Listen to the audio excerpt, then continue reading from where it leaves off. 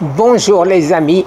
Alors aujourd'hui je vais vous parler des 24-70 qui sont les focales les plus réputées, les plus demandées quand on a un full frame, quelle que soit la marque. Alors j'ai attendu plus de 2 mois afin de savoir si je vais m'offrir le 24-70 les amis, f2.8 DGDN2. Alors il est beaucoup plus léger mais il est quand même lourd, il a un filtre de 82, c'est assez encombrant et donc j'ai voulu m'amuser à comparer avec mes anciens 28-75, 24-70 OSS de Zeiss et le tout petit aussi 28-60 de Sony qui n'est de loin pas de la même qualité mais qui a l'avantage d'être tout petit. Alors qu'est-ce que je vais faire les amis? Je vais prendre ce 28-75 qui est très beau, qui est très bien fini, qui vaut le G2 Master de Sony. D'après tous les tests que j'ai pu voir, j'ai pu essayer, franchement dès 2.8 il a une qualité optique absolument extraordinaire. Par contre le Tamron 28-75, et j'ai encore l'ancien Tamron, c'est-à-dire la première version, et cet objectif était déjà excellent. Personnellement, si on est picky, si on veut avec un Sony 61 millions de pixels, A7R5, A7R5 ou A7R4, si on veut effectivement être difficile, eh ben on verra peut-être une différence si on crop plus de 2 fois, 3 fois, et avec celui-ci 4 fois même.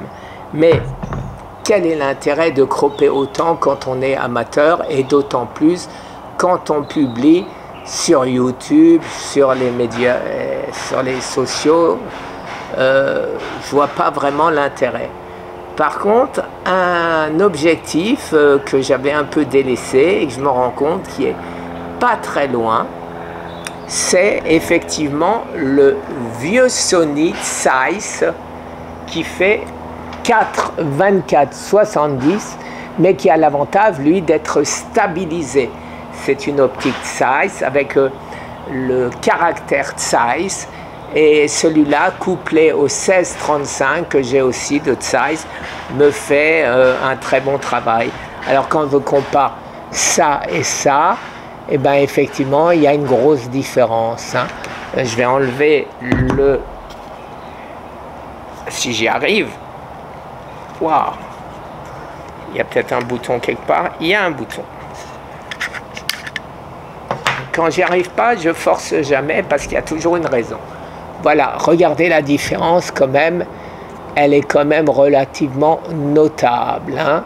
Et le poids aussi. Il y a au moins 200 à 250 grammes de plus ici. Alors maintenant, il y a un petit dernier. C'est le 28-60 qui était une nouveauté relativement récente de Sony, qui ouvre de 4 à 5-6, qui ne va pas jusqu'à 70 mais qui va jusqu'à 60, mais qui a l'avantage d'être tout petit.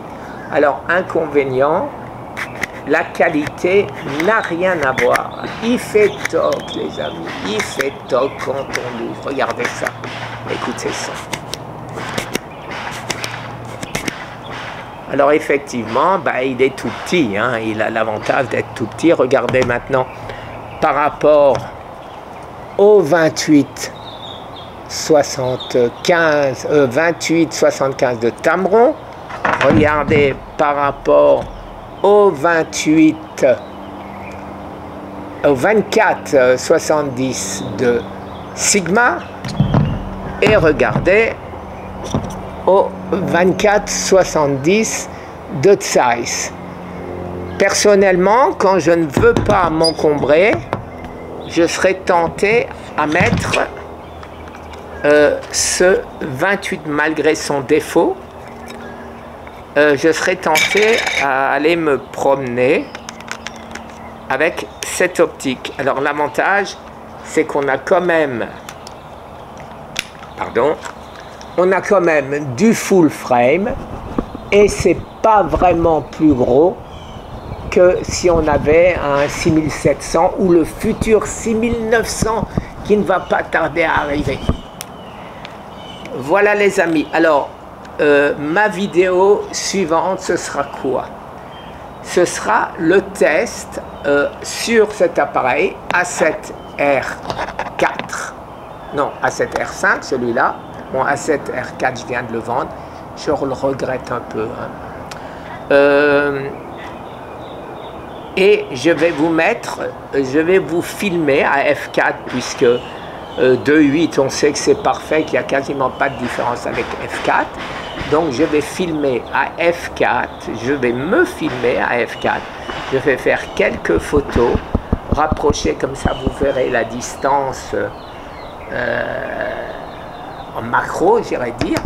Mais là, imbattable, je peux vous le dire tout de suite, c'est bien évidemment le nouveau Sigma qui va jusqu'à 22 cm. Donc ça touche pratiquement la lentille. Alors maintenant le 24 en deuxième, qui est pas mal, et à peu près identique, donc le Sigma.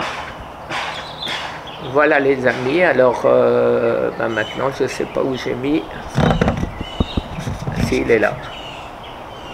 Voilà les amis, toujours aussi fatigué, mais je fais 50 000 choses à la fois. Vous savez, pour ceux qui me connaissent, que je lutte contre ma récidive du cancer et que je tiens bien à y arriver. Alors pour ceux qui veulent me suivre en français, c'est sur YouTube Cancer Thérapie. Vous tapez Cancer Thérapie en un mot, je sors tout de suite, le samouraï en rouge. Et si vous voulez me suivre en anglais, c'est Survive from Cancer, toujours sur YouTube. Et c'est toujours le samouraï rouge. Samouraï, c'est le nom que mes bientôt 70 000 abonnés, un peu plus si je compte les deux, mais bientôt 12 millions de vues, m'ont surnommé parce que j'ai, paraît-il, un combat de samouraï. Merci les amis. Maintenant, je tiens à terminer par autre chose. On n'a pas besoin de tout ça. Même moi qui suis piqué, qui ai envie de jouer avec ces trucs, mais des fois, je me dis, mais ça sert à quoi? Ça ne sert à rien. Je vais vous montrer un petit appareil qui n'est pas récent. Bientôt, il va y avoir un nouveau modèle qui va sortir. C'est le Zivi E1.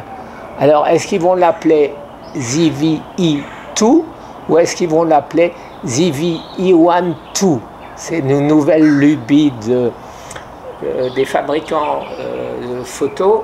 Et bien maintenant, ils mettent un deuxième numéro derrière le premier numéro, au lieu d'appeler, par exemple, le Canon Mark VI.